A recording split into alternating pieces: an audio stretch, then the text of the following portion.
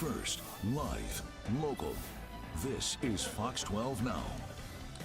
Hello, everyone. This is Fox 12 Now. I'm Greg Nibbler. Thanks for joining us. I just wanted to pull up that shot right there. There's our Shriners Cam overlooking downtown Portland. And as you know, there's a lot that happens on that waterfront, but it's a little bit off in the distance. I couldn't zoom in, but you can see the Hawthorne Bridge there, kind of in the middle. And just south of that is what we're going to be talking about today, because there are some proposals for a redesign of that section of the waterfront. And again, thanks for joining us.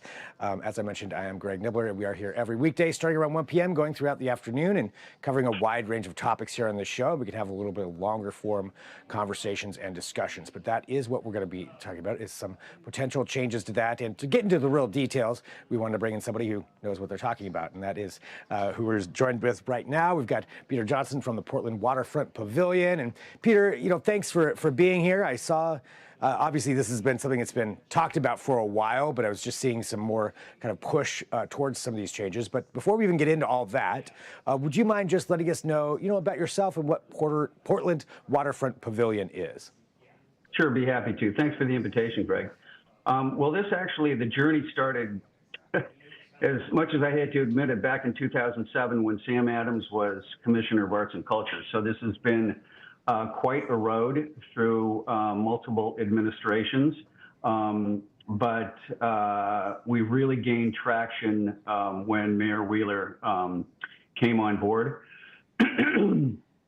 So the vision really started one day when I was driving across the Waterfront Bridge. I looked down at the park and I thought, this is such a crown jewel of a park. It's the only access to the river on the west side. But it's just underutilized and undervalued as a center city asset. And we can do better than this. So I approached Sam with the initial vision of how do we activate the space? And maybe that includes doing a series of barge concerts over the weekend just to get people down there and that kind of thing. And then we started to look at it in terms of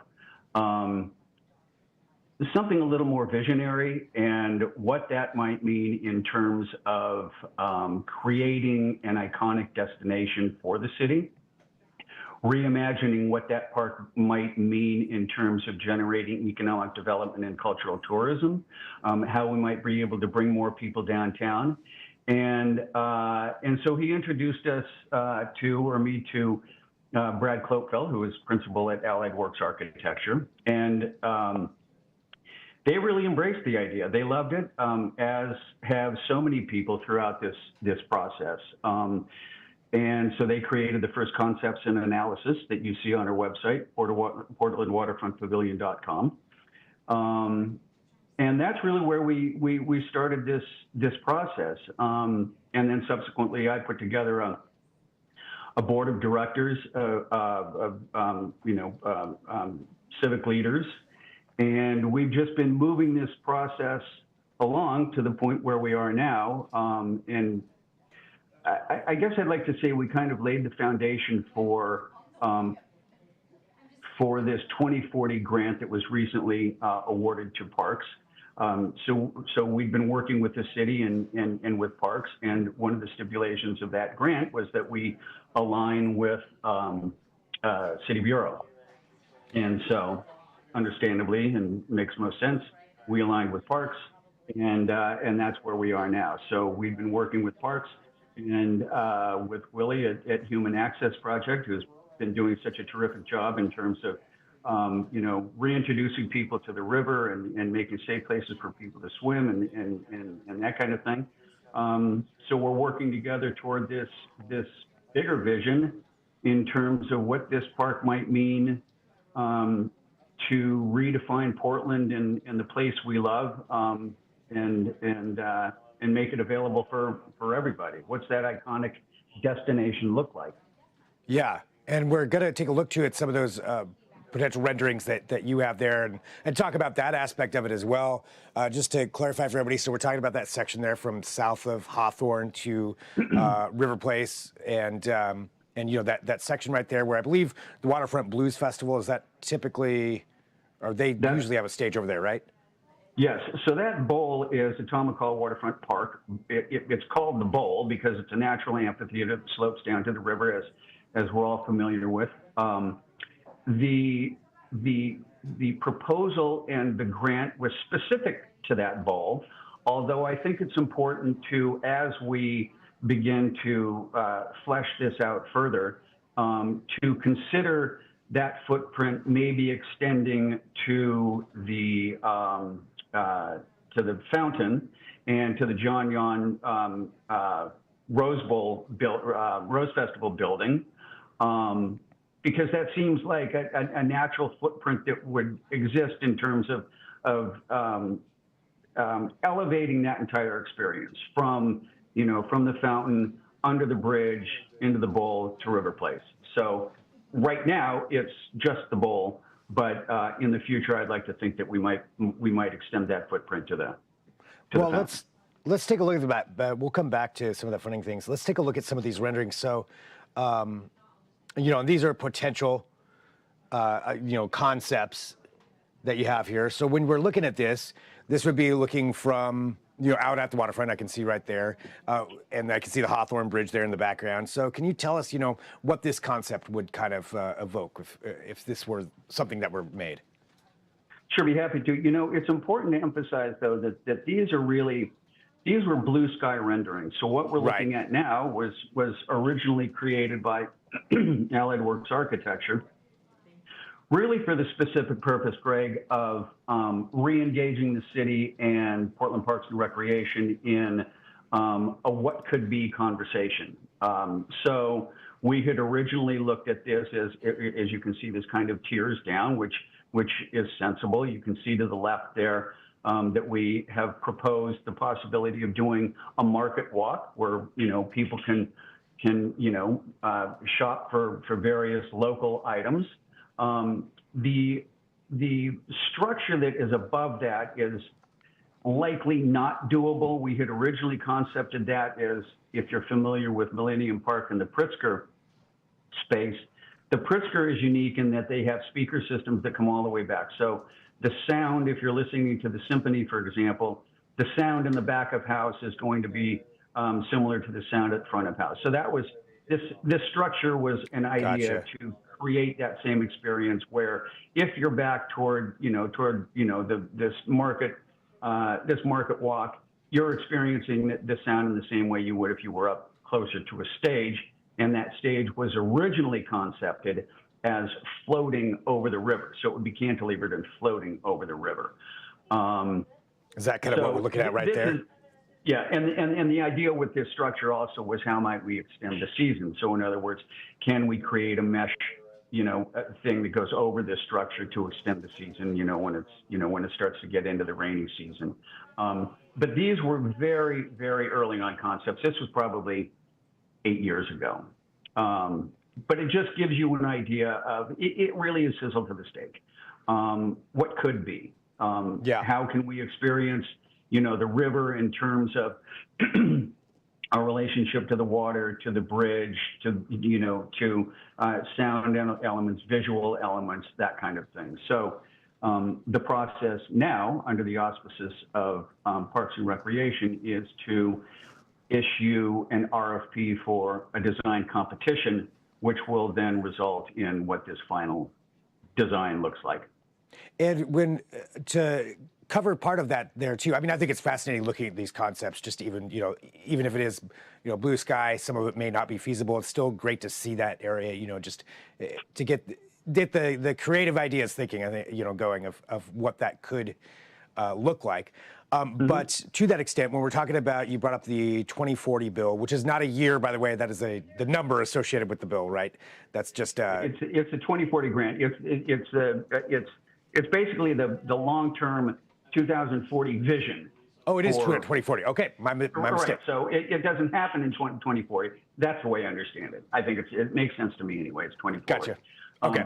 There are two metro grants that are available. One is the 2040, and that provides funding for further research, analysis, studies, et cetera, toward a capital improvement project.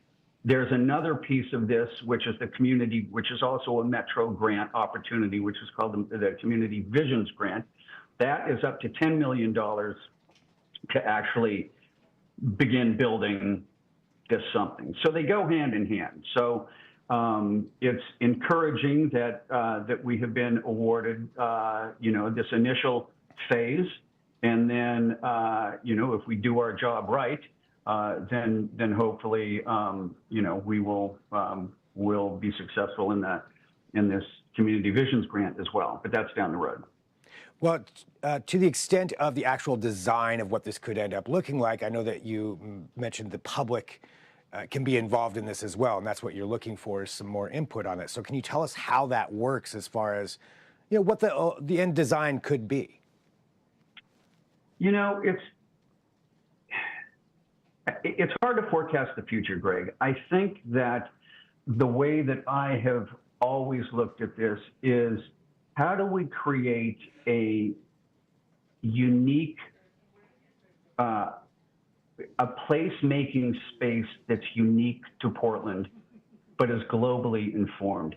So how does this space become uniquely Portland, but at a really exciting level? So first and foremost, it has to remain a park. It should remain a park. It is a park, and available to everyone at all times. By the same token, how do you create that space so that it is, importantly,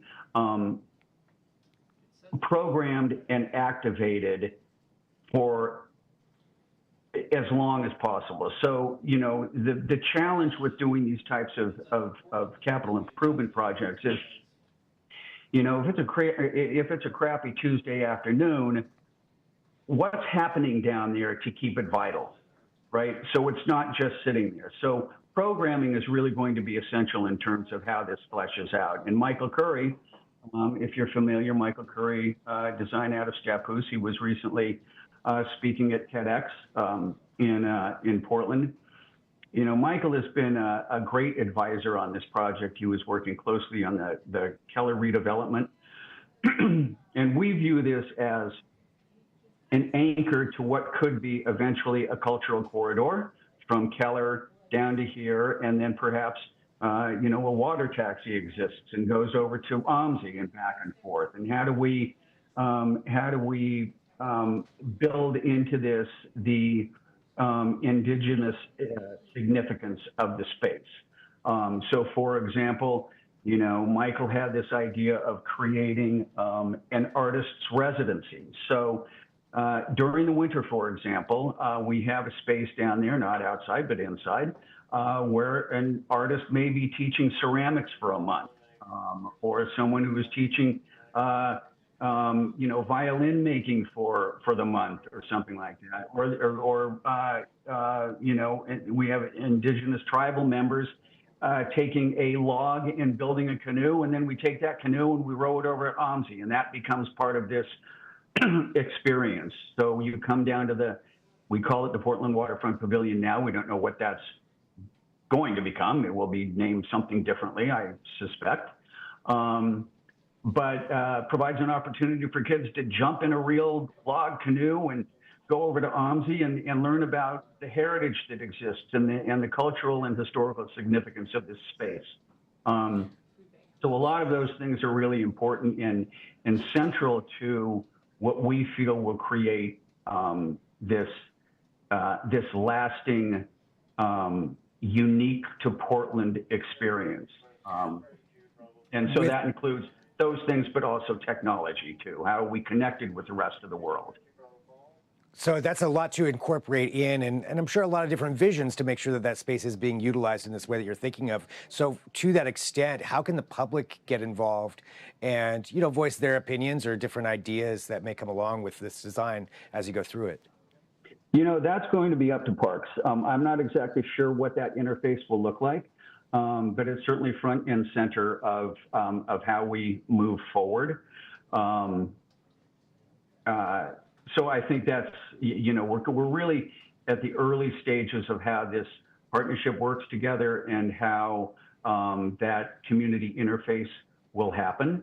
I think our role in this process is to really work closely with the city and with parks to help streamline the opportunity so that at the end of the day, with the input from all those parties involved and interested parties, we really end up with something that is that is something we can all be proud of, and is really represents Portland's identity. A space that's really iconic, where people drive off the I-5 corridor and say, "Oh man, look what Portland has done to this space. This is incredible." We go down there at night, we can grab a sandwich, we can listen to music, there's a water screen, there's interaction with the bridge, there's access to the water, I can walk in the park, my kids have got a safe place to swim, to play in a playground, there's a sculpture garden, all of these different elements that work together but are timeless over the long term. And again, programming of that will be essential to the long-term success. This all turns into that, it goes back to what you said, something that's, a uniquely Portland experience, but also globally iconic at the same time. Does that seem to kind of sum up what it is that we're going for? I think so. Yeah. Yeah. I think, you think about this, and it hasn't really necessarily been done before, but Portland has got an incredible, we are in such a unique community in terms of our creativity and innovation and forward thinking. We are like a melting pot. I mean, that's what, Portland is known for, our sustainability and our transportation and our creativity. And I would like to see this creative community coming together to really establish how we connect with the rest of the world. For example, if the symphony it comes in and they're doing a free concert for everybody, how might we tie in the Berlin Symphony? So the Berlin Symphony, the Oregon Symphony are playing together, that kind of experience. Or if there's a important cultural event happening somewhere around the world and it relates somehow to Portland, how do we tie those two things together so that while on the one hand, we are Portland, we're also connected with the rest of the world. I think that's really important in terms of how the city begins to see itself moving forward, and our place and presence in the world. Well, it's going to be definitely interesting to see how that all shapes up and just where it is right now to what it's going to be. And it's a fascinating project, and hopefully, we'll see some things. I mean, it will be moving along, but it's just exciting to see this all take shape and what could be down there. And Peter, I want to say thank you very much to you for joining us here to talk about this. And briefly, it's what we were doing, but briefly going through it to get everybody a little bit more information on some of these visions that you have, and all stemming back from you going over the bridge and wondering what could be going on down there to where we are now. Right. So, well, hopefully by the time this comes to fruition, I won't be using a walker. So, hopefully they pick it up. I'm holding out faith. Anyway, thanks for your time, Greg. Appreciate it, and look forward to further communication as this moves along the journey. Absolutely. Yeah, please reach out and let us know. I really appreciate it. Thanks, Peter. And for everybody who's watching live, we're going to take a break here, but we are live streaming from the Fox 12 Oregon newsroom. This is what we do every weekday. We get to have longer form conversations. We cover a wide range of things. And switching gears, we're going to be talking about another section of the state at around 1:30. We're going to be talking to a representative from Harney County about the floods that are happening in Burns. So very different experience happening down there. We're going to discuss that and get you some more information on that. And again, we cover a lot of different things here between 1 p.m. and 4 p.m. So this is the place to go, whether it's the Fox 12 Oregon app, KPTV.com, or YouTube, wherever you're finding us, you found us. So thanks for doing that. And we will talk to you soon here with more. I'm Greg Nibbler. This is Fox 12 Now.